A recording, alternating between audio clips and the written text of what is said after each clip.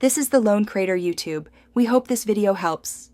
You start by creating direct access to the core plug, remove accessories blocking the side of the block, and disconnect the battery for safety. Once the cooling system is drained below the plug level, you'll work dry, catch fluid in a container, and dispose properly. Make sure the area is cleaned, scrape corrosion and grime so tools seat squarely.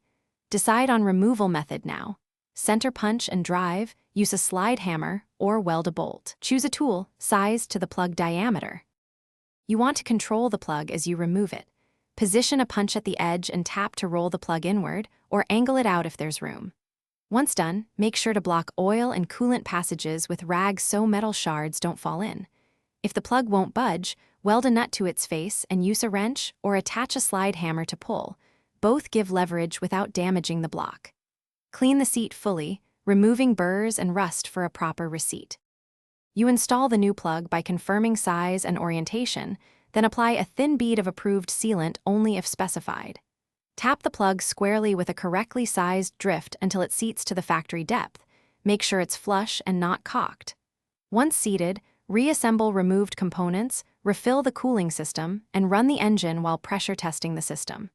If you see seepage, stop immediately. Tighten evenly or replace with a slight.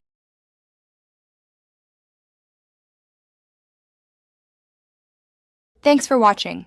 Consider subscribing if we helped you.